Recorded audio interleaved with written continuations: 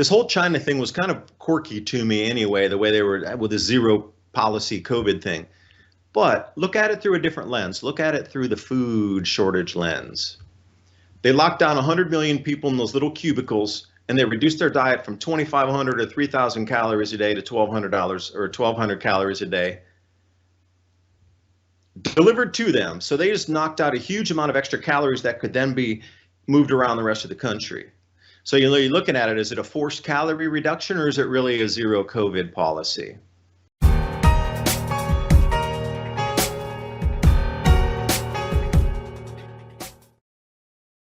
And good afternoon, everyone. Thank you for joining today. Brighty on TV, David Dubine here from Adapt 2030.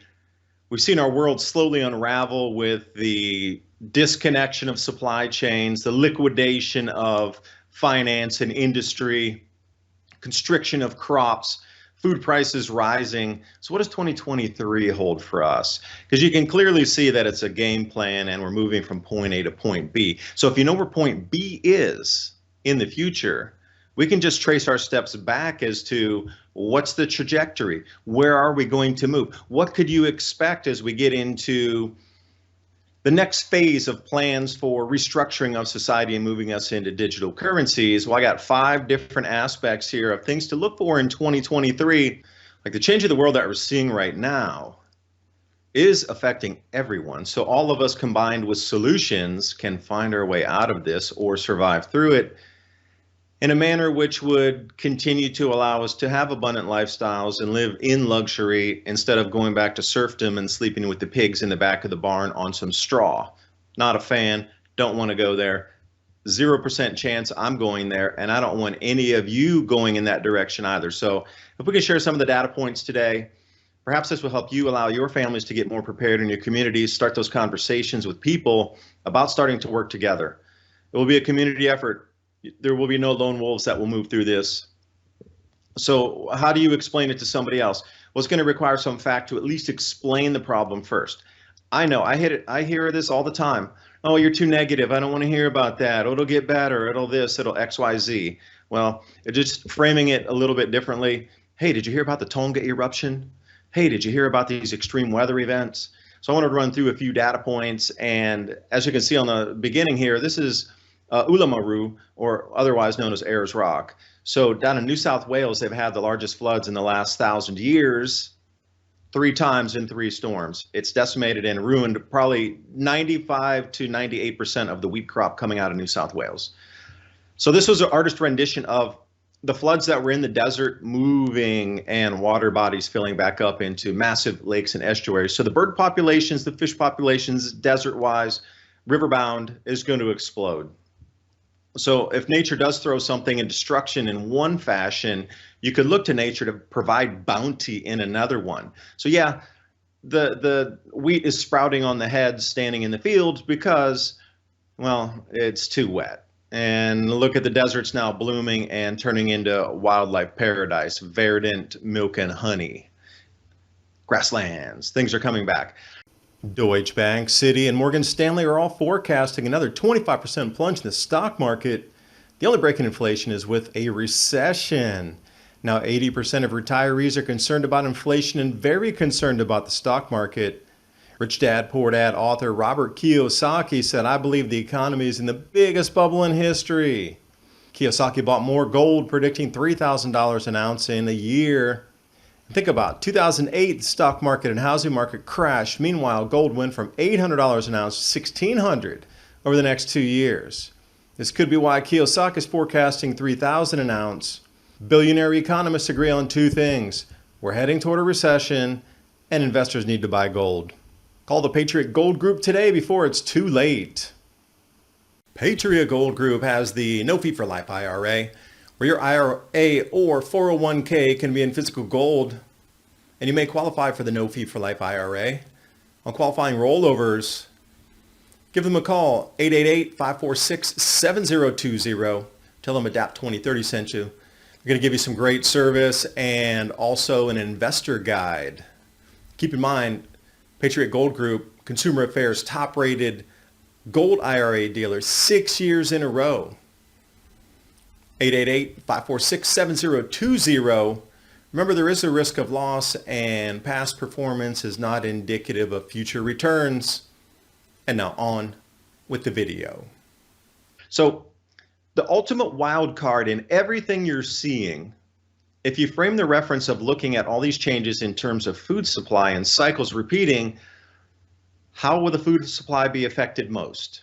Now, we could talk about climate change all day long, 100-year projections, but what we have in play is the Tonga eruption. Now, you may have seen the prior programs that have done exclusively on Tonga, the eruption, the density of ash and water vapor, and the height that it reached in the atmosphere. It's the largest eruption in 200 years. So what we're looking at here is the ultimate fallout. The thing was with the ash and the sulfur dioxide, it wasn't at levels that we saw on land-based eruptions. This was a water vapor event. So as we look through the timeline on this, we're approaching the 1-year mark. As we come into January 15th, we'll be at the 1-year mark. So based on Pinatubo's eruption profile, coming up to the 1-year mark, we should be getting near maximum effects of cooling in the atmosphere. And that should drag on for approximately 3 months, and then we'll come to the ultimate cooling at that point. Now that will run for a full year, and then we should start to exit out of, and the water vapor and particulates in the atmosphere should start to thin, and temperatures should return back to normal again, meaning crop production, planting and harvesting dates will be returned back to, we can get food again. But for right now, these next 2 years, we are heading into a year without a summer, absolutely. And this is the reason that a lot of things you're seeing right now. So look at it in different optics. Now, since the programs that I've done here on Brighteon TV on the live broadcast here, 2 to 3 p.m. every Friday on the DAP 2030 show, this chart that I'm showing you here was not available. And the scary thing is they're only releasing July data now, but what month are we in? We're in December. That's 5 months delay. What is the problem with the readings of water vapor and changes of pressure in the atmosphere and Kelvin temperature drop?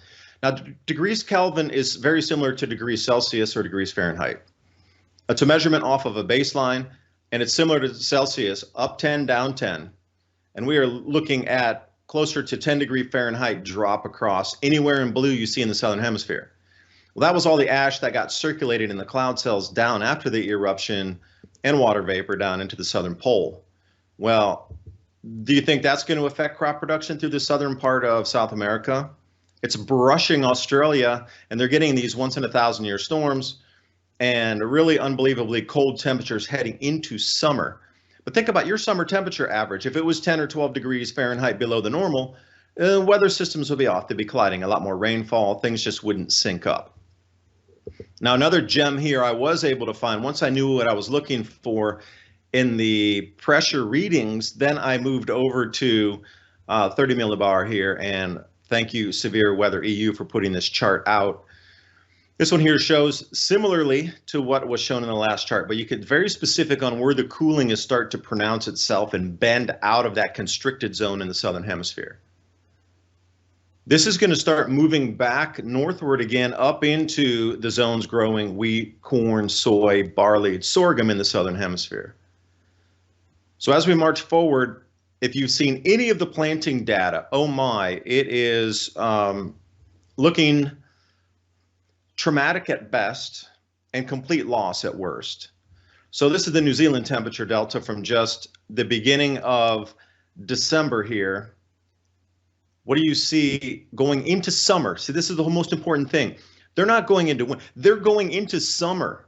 Meteorological summer, heat summer, what we would consider late June into July in the northern hemisphere temperatures is where they should be right now heading into their summer. But how much of a drop? That's over 2 degrees Celsius drop. And if you know anything about crop production, 2 degrees Celsius is what caused widespread famines in 1816 across Europe. And anything at -3 degrees Celsius was a no-grow. So just temperature comparisons from 1816 after the Tambora eruption in 1815, and now we're starting to see the exact same temperature profiles and drops in temperature that we see in this Tonga eruption a year after, coming into 2023. So the parallels are so stark, and they're actually frightening once you start to look into the data. So now we see it in Australia, we see it in New Zealand, Where else are we going to see it? Oh, let's look in Argentina. Start to see the drops in temperature on the Brazilian border there. Also with Uruguay, which I featured in the last video here on Brighteon TV. Went through a whole bunch of temperature variations and where it's cooling most in the northeast quadrant of Uruguay, which would match up with that same quadrant there at around 30 south. Those two borders connect, Uruguay and Argentina. Now also you'll see Argentina has reduced its wheat exports, just can't grow. So Brazil's out on the market looking for an extra 1.5 million tons of wheat, which Argentina would have supplied. But because of adverse growing conditions in the third La Nina, they're restricting exports because they need to feed their own people. Which kind of you get into this balance here of where will the civil unrest strike first on the planet based on where the food production will cease first. That's a local. But then you need to also look at those same countries that would be importing foods. Well, where are they getting their imports from? If they're getting it from Argentina on the wheat side, they're not getting it because their next door neighbor and their biggest trading partner in Mercosur, Brazil and Argentina, they can't even get the grains out of the next door neighbor. So what do you think somebody in Africa that's buying, do you think they're going to get their share? No, not a chance. Then they'll look up at other places like Ukraine. Oh, wait, sorry, that's not online either. 30% reduction of all grain production in Europe this year. Look at American production, down, 20%. So everywhere you look across the planet, you're starting to see reductions. So these other smaller countries that rely heavily on imports, they're going to be the first places to rattle. Opportunity there for you if you are an investor in an emerging market and you want to get full value out of your investment. When's your exit point before the fiat collapses? This is another thing to think about that's intertwined into all of this. The civil unrest and the effect on the local economy and the valuation of the fiat in that nation and investments tied to that fiat, all based on this more elephant in the room, if you will. So let's look at Brazil. And we got Paraguay there and Argentina also. So the June, July, August of 2022 is on the left. It's a temperature profile 3-month overlaid sandwich. So what do we see? I see an emerging top right. You look in Parana state there, and if you go down to the left or west, you'll start to see cooling and Reru, Acre. So what happens there? This is all of South America. So now we're starting to see effects in Peru as well, which means for me, just on a forecasting trend basis, these areas are going to expand in cooling. Before it wasn't Peru, now it is. Before it was not Brazil north, now it is. Some of these temperature spots where I can try to draw data from, Colombia, on the top right, this is November 20th to 26th. You're starting to see some cooling form up in Colombia. But when you go up there to look into their meteorological bureau, they rely on the United States for their data. So it's not all encompassing where you can get solid quality data points throughout every single nation, because right now I'm mapping all of this and overlaying where the crops are grown in these regions and then subtracting that from global totals and coming out with an N number, and also forecasting on a trend basis where the cooling will continue. So if you want to look out another 12 months, you already know where it's going to amplify at. Top right, that expansion. Notice how the expansion is gradual from June, July, August, then we got September, and now we got into November. And you can see this is in the Southern Hemisphere. They're going into summer, so it should not be cooling in these areas. But when we head into winter, where will it cool most? So the winter and summer variants as well are two things that you need to take into account. Just because it's cooling in the summertime in these regions in northern Brazil, does it mean it'll cool there in the winter also, where it'll be an inverse where wind patterns will change and it'll warm in that area and cool somewhere else? This is kind of the unknown right now, but trying to keep up with 45 different countries on a monthly basis or weekly, it takes a little bit of time and effort. So I hope you can try to crunch some of the data yourself, at least, know where to go to look and try to piece some of this together if you are going to do some of your own research. Food production. is another main thing to think about at the same time. Okay, these temperature deltas, yeah, it's cooling here, it's cooling there, it's cooling everywhere. Southern hemisphere. Now, the information I have shows that this water vapor cloud has definitely transited over to at least 40 degrees north latitude now, way up north. So we shall see some cooling happening in the northern hemisphere, delayed by about 6 months, but will affect our 2023 crop growing zones. And if we do look back in the year 1816, 1 year after, food production was knocked out at the knees in Vermont, New Hampshire, and New York. It snowed at the end of June in New York, like a foot. Crop production was not forthcoming. They had famines across Europe. But we're one season delayed in the planting from the actual eruption. The eruption happened in the southern hemisphere, and they're going into the planting right now. So all accounts across most of those nations, they are not putting it in the fields at the moment. When they should have months, plural, ago, or even a month ago, late planting would have been 2 weeks, and they're going to have to jack that thing with an enormous amount of potash to get it to grow. What do we see here? Indian farmers boosting their production of wheat. Now, why would they do that? They're already the second largest wheat and exporter on the planet, plus production-wise. They account for 14% of all wheat grown on the planet. But on an acreage basis, the internal consumption takes the lion's share of that. They're expanding their wheat fields 25%. That's what this is showing you here. The farmers in India, second largest wheat grower, they're going to expand up to 25% to grow more food. They understand what's happening also. They understand that the exports that they normally would be able to give to the world, they're going to have to keep it internal.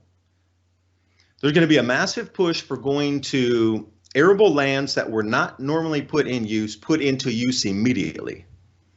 Now they're going to have to do some seasoning. They're probably going to have to, do some work on that. Machinery will need to be brought in to flatten areas, till it, plant it. Irrigation's a whole nother thing to think about, but if you do it in the right season and the monsoon's onsetting, then that takes care of itself. But look for an enormous push, if I'm anywhere remotely correct to this crop losses that are happening in the southern hemisphere. Look for arable lands that are what they consider marginal, non-prime, to be put into 100% full production. Because the thinking is, some production is better than no production. Because if I can get a yield that's even half of the prime lands, like for example, corn, supposedly USDA forecast 187 bushels to 193 bushels per acre in prime land in, say, Iowa.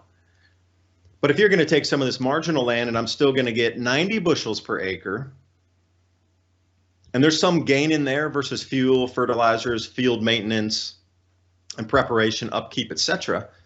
If there's a gain of even 10 bushels in there, you're going to watch people flock to it, because some is better than none. And when we go into this global famine, he who grows food or she who grows food, you're going to be growing money. They say there is no money tree, but au contraire, there will be. It's called the grains.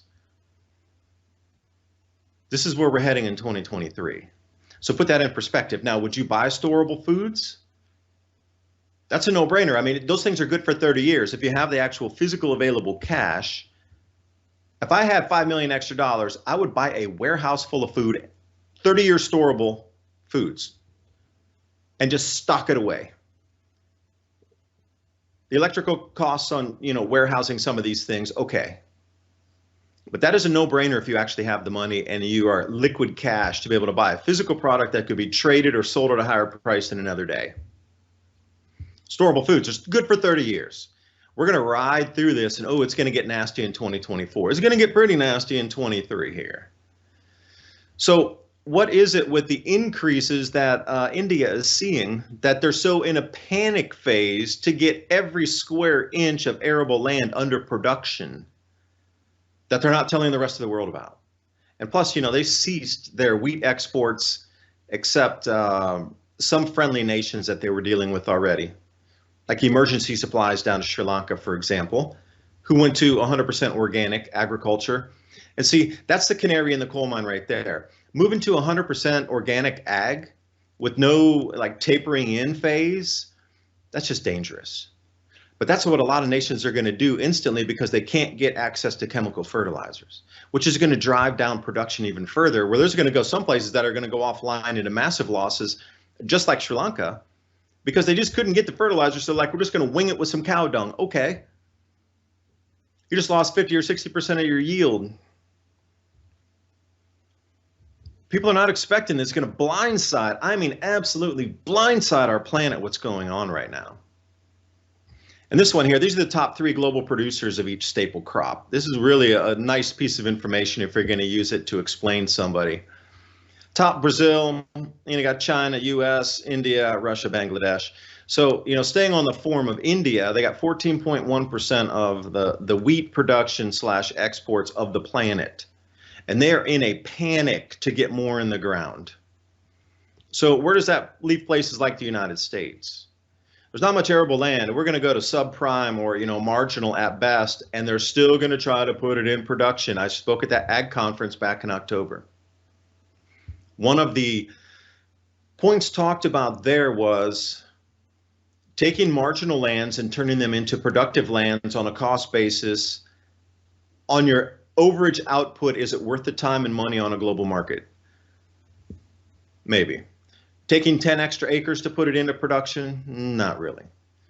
100,000 extra marginal acres, if you could buy it and if you can get the leases on it, would be worth the time and effort, provided they're close, they're connected, and they're in a regional area, and you could get the exclusive lease or buy out everybody else's leases on the marginal lands and put them under one control mechanism.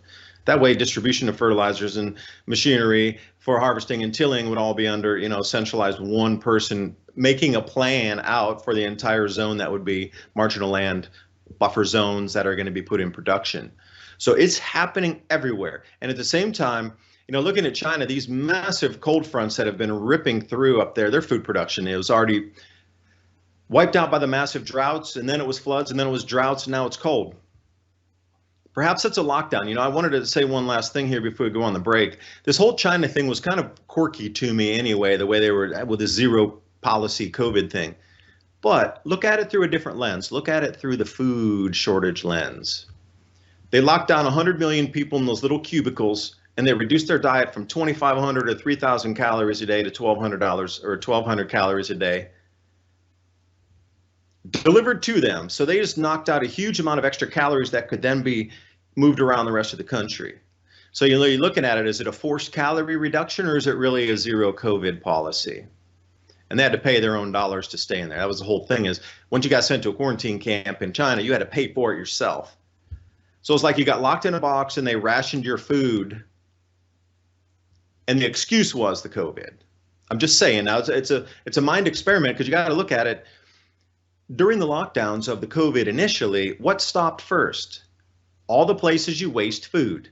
40% of all food prepared at a university, at a convention center, at a restaurant, thrown away. Now, restaurants were doing a little bit better with their management on trying to reuse different offcuts to make different dishes, etc. I get it. But in a general food and bev on a concession or, conferences and these sort of things, food was wasted everywhere.